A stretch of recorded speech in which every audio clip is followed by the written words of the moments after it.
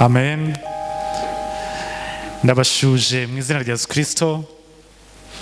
Nongeye kubifuriza umwaka mushya muhire. Amen. Buri muntu abwire mugenzi we ngo nkwifurije umwaka w'amahoro. Amen. Murakoze cyane. Nshimye Imana kubw'uyu amahirwe mbonye yo kugira ngo tugane ku ijambo ryayo. Hari igihe tuyifata nk'ibisanzwe ukumva niba uri umushumba cyangwa umuvugabutumwa ukumva birasanzwe ko uhagarara imbere y'abantu bayo, ariko nagira ngo mbabwire ngo jyewe ntabwo njya mbimenyera, ntabwo njya mbifata nk'ibisanzwe. Aba ari amahirwe kubera ko hari benshi bazindutse bari buvuge ariko batabuvuze, hari benshi bafite byinshi byo kuvuga ariko ntibigeze babonera amahirwe, hari benshi rero ndabishimira Imana cyane. Amen. Rero bitewe iyo dufite n'igaburo, gahunda ziba ari ndende, ntago ndi butinde cyane, ariko uyu munsi wa kabiri y'ukwezi kwa mbere 2022, abashyitsi wenda sinabibwiye, nitwa SAANO Stephen, nkaba ndi umushumba muri iri torero. Mumbabarire nari ntangiye, nkabashima Imana. Imana ibaha umugisha cyane. Nkaba ndi umubyeyi ufite abana n'umudamu. Madamu ahagarara abapepere mu izina rya Yesu, abashyitsi batamuzi n'uwamuherekeje Kaneza ahagarara upepere itorero. Amen. Amen. Imana ibaha umugisha kandi turashima Imana. Ejo twateranye n'abana mwarabibonye, barishimye n'uyu munsi bahoze banyuza dusubire Kacyiru. Buri munsi mbese Kacyiru habaye Kacyiru, ariko turashima Imana cyane. Rero abari hano ejo, abari hano muri iyi minsi dushoje iminsi 21 tumaze dusenga Imana, duterana, tuganira ku ijambo ry'Imana, ngira ngo Imana yavuganye natwe. Haleluya. Amen. Iminsi tumaze 21 akongeraho n'umunsi w'ejo, Imana yaratuganirije pe. Turashima Imana cyane. Ndizera ntashidikanya ko abahombye iyo minsi bakaba batarahabaye ejo hashize ko mwahombye pe. Nagira ngo mbabwire umwaka ushize 2021 twari dufite intego mubona hariya dusanga mu butumwa bwiza uko bwanditswe na Matayo igice cya 11 cyangwa na 1 umurongo wa 28 bivuga ngo mwese abarushye n'abaremerewe nimuze munsange ndabaruhura.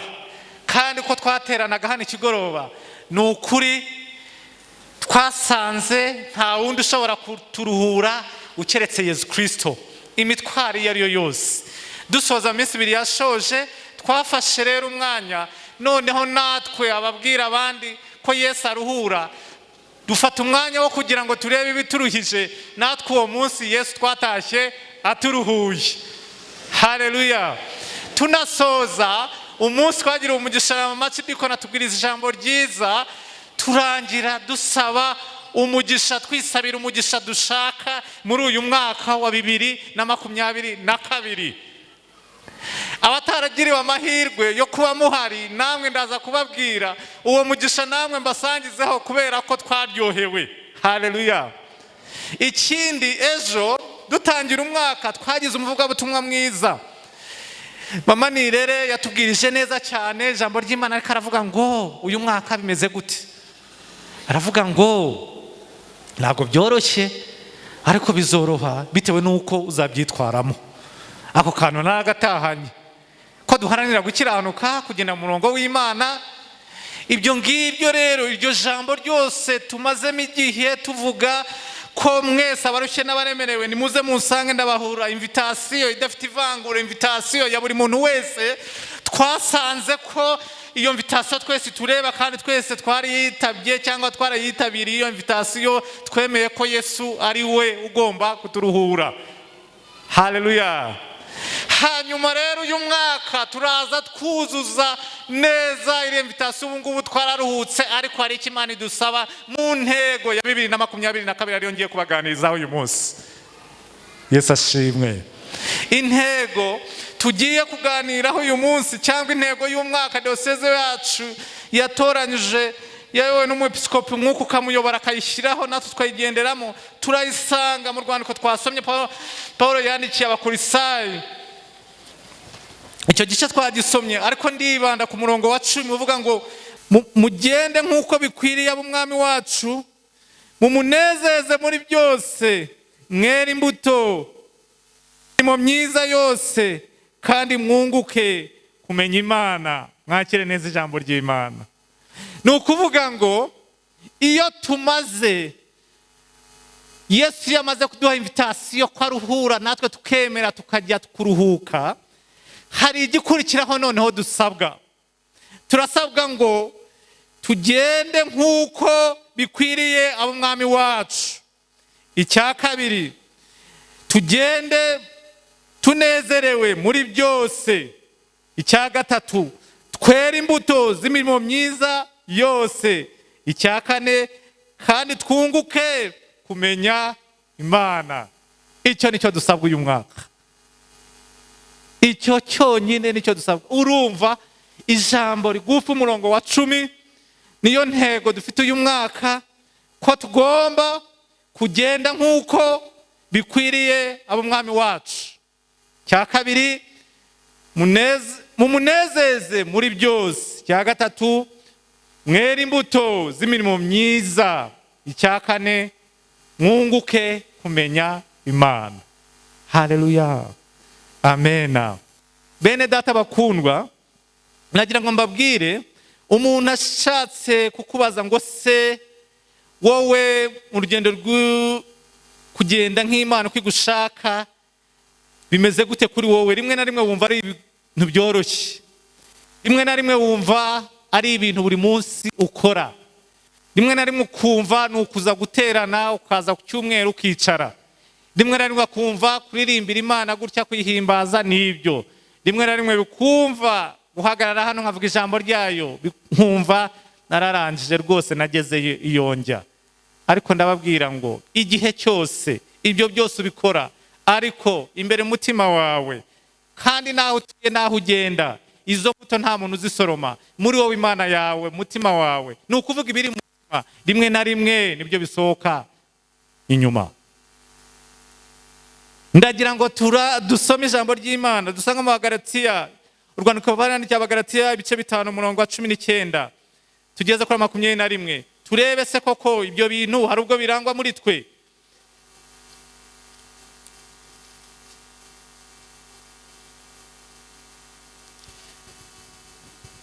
Ndagira ngo mbereke bimwe bitubuza kugenda nk'uko bikwiriye ab'ubwami.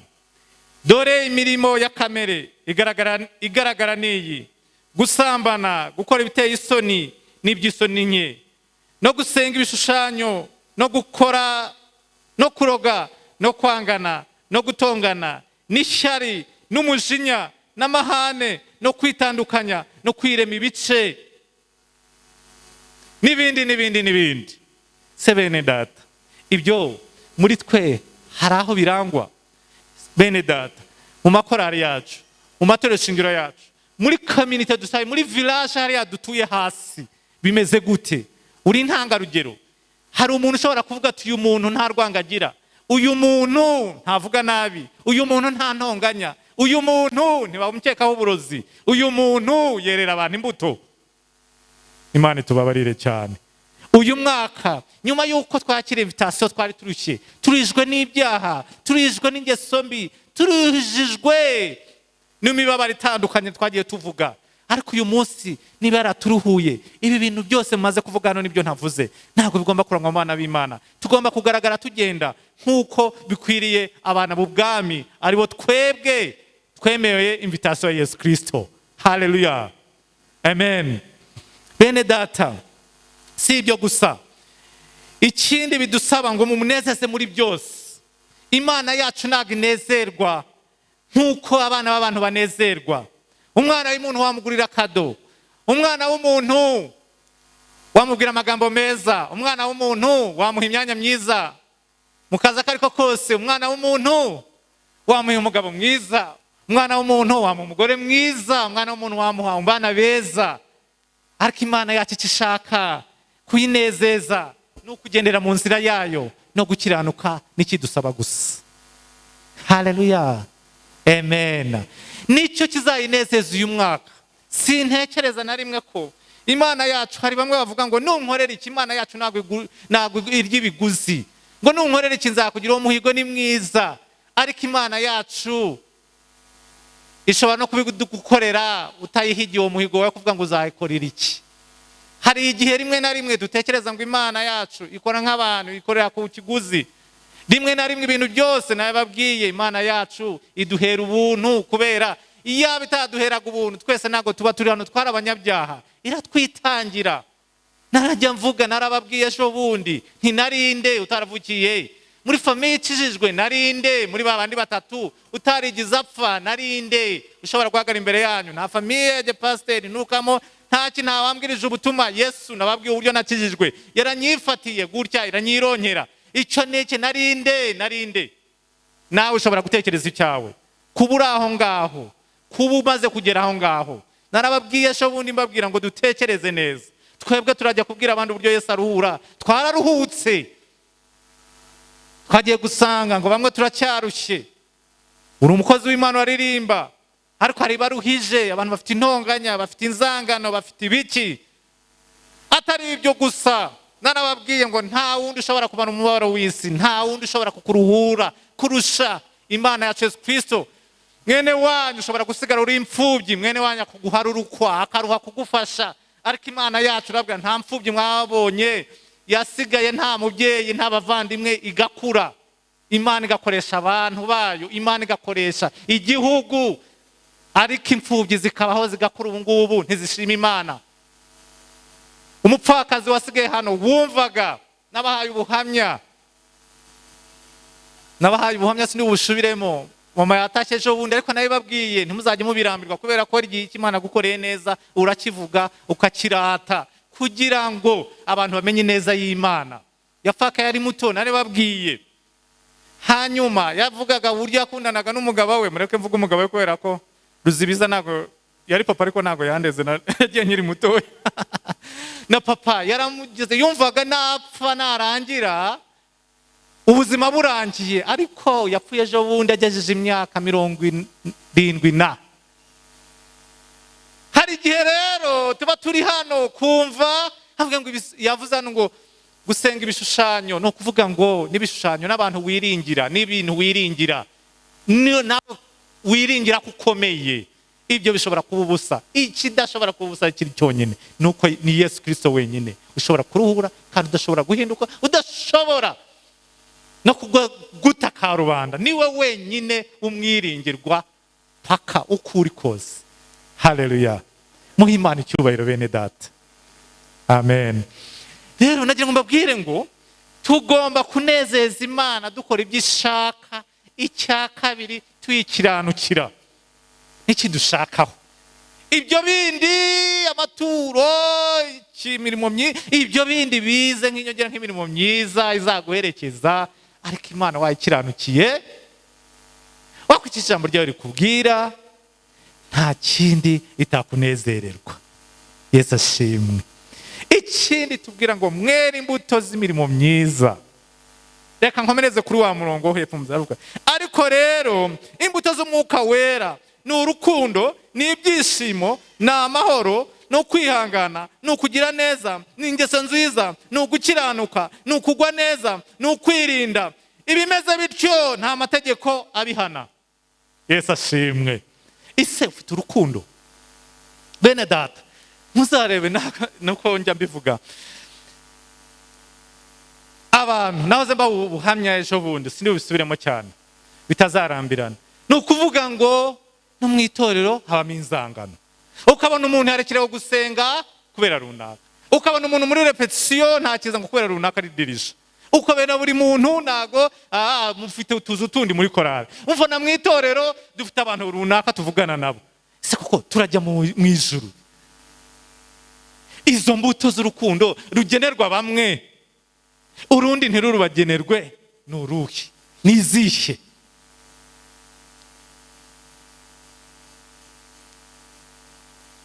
N'ibindi makozi b'Imana n'ibiki byose. Ni ukuvuga ngo twakagombye kwera imbuto z'imirimo myiza, imbuto z'umwuka. Idafite umwuka w'Imana ntabwo ushobora kwera imbuto z'umwuka nk'izi ngizi. Kandi umwuka w'Imana tuhabwa n'Imana. Ndaza kubereka, ndaza gusoma ijambo ry'Imana dusoza, mbereka uburyo ushobora kuguma mu Mana. Ntabwo ari wowe ku bwawe, ntabwo wabishobora. Nk'uko nababwiye iya kane muri ya ntego yacu, nibagiye kubabwira intego nababwiraga uyu munsi, ni ugushima, ni ugushinga imizi mu Mana yacu muri 2022. Iyo ntego niyo ngira ngo twese uyu munsi dutekerezeho ko tugomba gushinga imizi mu Mana yacu mu mwaka w'ibihumbi 2022. Ngana ku musozo rero, ntabwo ndi bwizemeye amagambo. Mwunguke kumenya Imana. Amena. Amen. Se wowe uzaguma mu Mana utayizi? Ijambo ry'Imana riratubwira ngo twunguke kumenya Imana. Kumenya Imana si ugufata imirongo mu mutwe, ariko ni ugushira mu bikorwa icyo ijambo ry'Imana ritubwira. Abantu ushobora kwiga Bibiliya, mwari mwabona abantu bavuga Bibiliya bayiborotse mu mutwe, yarangiza ko yayivuga iyo ari yo yose, ariko wajya kureba kwishira mu bikorwa n'imbuto zimuvamo ntaho bihuriye na rimwe. Ijambo ry'Imana, Imana yacu yishimiye iyo dushize ijambo ryayo ku mutima, ku buryo ibyo twize n'ibyo dukora birabigaragaza. Yesu ashimwe cyane. Iyo niyo ntego ngira ngo tugendereho bene data. Ndagira ngo mbifurize rero muri uyu mwaka kugira ngo dushinge imizi muri Kristo mu Mana yacu, tugenda nk'uko bikwiriye ubwami. Icya gatatu, tunezeze umwami wacu Yesu Kristo. Icya gatatu, mwere imbuto kandi twere imbuto z'imirimo myiza. Icya kane, twunguke kumenya Imana yacu. Simbabwira yewe ntiretse, kuko igihe cyose tukiri hano ku isi twese tuba tukirwana no kugira ngo ijambo ry'Imana turishire mu bikorwa nk'uko bikwiye. Iyo mbabwira gutyo ntabwo yewe byageze iyonja, ariko niyo bimwe mu biranga abantu bamwe b'Imana, nuko niyo ukosheje, niyo uguye mu cyaha urabimenya ukicuza. Rimwe na rimwe hari igihe ufite umwuka w'Imana unakubuza no kujya muri ibyo bicumuro byose, wajya kwirika kubwira garuka mwana wanjye, garuka. Iyo kije nano ukavuga uti mbabarira mwami, nacumuye sinzasubira. Ariko hano hari ubuyobe hanze kubwira ngo Yesu byose yarabirangije ku musaraba, bagacumura byararangiye. Ubwo nibwo buyobe buri muri iyi si nonaha, cyane cyane no mu Rwanda rwacu birimo cyane. Hari abashuti banjye hamwe bayobye ngo turi mu gihe cy'ubuntu. Igihe cy'ubuntu turimo nuko tugifite amahirwe yo kwihana tukegera Yesu Kristo. Nibwo buntu tugifite, ariko ntabwo tugifite ubuntu bwo gucumura. Yesu ashimwe. Bene data, ndagira ngo soza nk'uko nababwiye. Ibyo byose mbabwiye nibyo ntavuze. Ndagira ngo rimwe na rimwe mbabwire ko hari ijambo ry'Imana dusanga mu butumwa bwiza uko bwanditswe na Yohana, ibice 15, igice cya 15, kiravuga ngo ndi umuzabibu,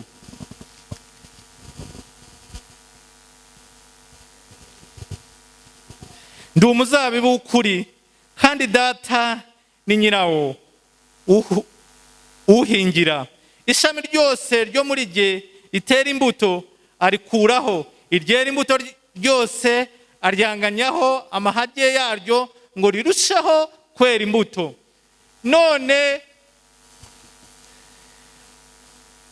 mumaze kwezwa n'ijambo nababwiye, mugume muri jye nanjye ngume muri mwe. nk'uko ishami ritabasha kwera imbuto ubwaryo ritagumye mu muzabibu, niko namwe mutabasha nimutaguma muri jye.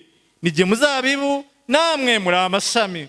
Uguma muri jye nanjye nkaguma muri we, uwo ni we wera imbuto nyinshi, kuko ari ntacyo mubasha gukora mutamfite. Mwakire neza ijambo ry'Imana.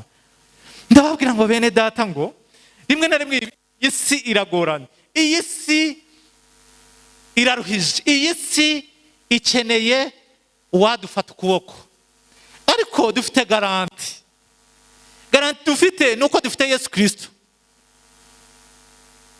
Atubwiye ko twebwe turi amashami, nitumugumamo ni ukuvuga ngo nta kizadutema aho dukomereye. Nituguma muri Kristo nta kizadushobora, nituguma mu kwizera nta kizadushobora.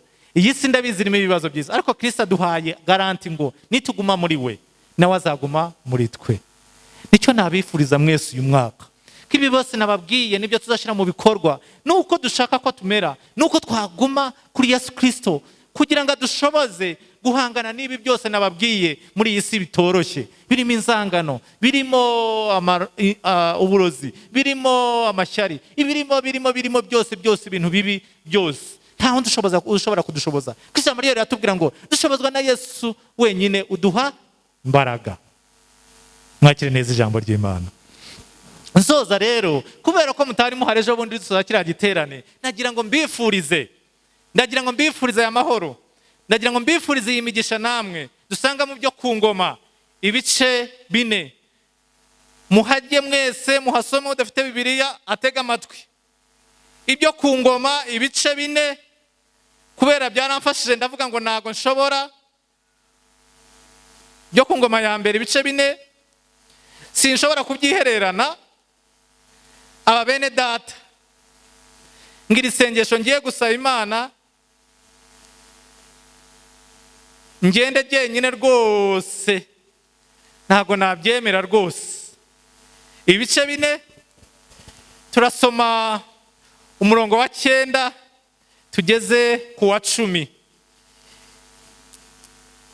Murabizi uburyo Yabesi yarananiwe, abasoma Bibiliya murabizi uburyo yavutse, uburyo yarameze. Ariko ndakubwira ngo nta kuntu wamera uburyo Imana itakumva, ntibishoboka. Pfa kuba wihanye uje imbere yayo n'umutima umenetse, Imana irakumva. Haleluya. Ndagira ngo mbasomere ibintu bigera iyi migisha namwe buri muntu ayisabire. Reka mbasomere mubanze mubyumve neza, hanyuma naza kubisubiramo namwe. Yabesi yarushaga bene se cyubahiro, kandi nyina yamwise Yabesi kuko yavutse. Yavuze ati, namubyaranye agahinda.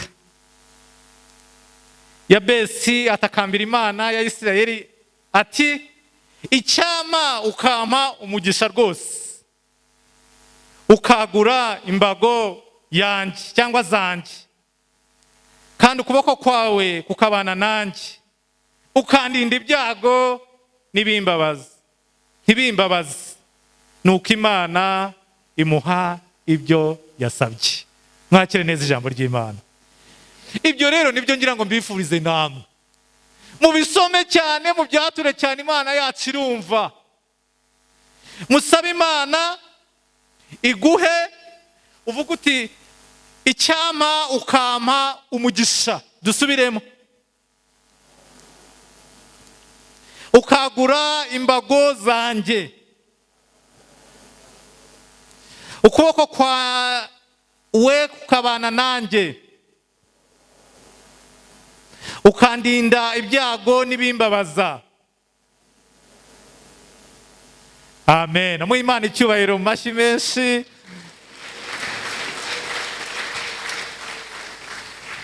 Mwami Mana, Mana nziza, turagushima Mwami, turaguhimbaza. Urakoze kutwibukije uburyo uri Imana idukunda, kandi ibyo tugusabye ntabwo dushidikanya na gato ko ubiduhaye. Buri muntu wese uri hano muri paruwasi ya Kacyiru muri iri teraniro, nabo twasizeyo n'abandi bari buze, mwami iyo mugisha niyo dusabye twicishije bugufi cyane. Tugirire neza dutangira uyu mwaka, mwami tugendere mu nzira yawe nk'abana b'ubwami. Mwami tukunezeze muri byose. Mwami twere imbuto z'imirimo myiza. Mwami twunguke kumenya Imana, twunguke kumenya ijambo ryawe. Urakoze cyane, icyubahiro gikomeze kuba icyawe. Tuguhaye amashyi n'impundu ku byiza udukoreye mu izina rya Yesu Kristo. Amen.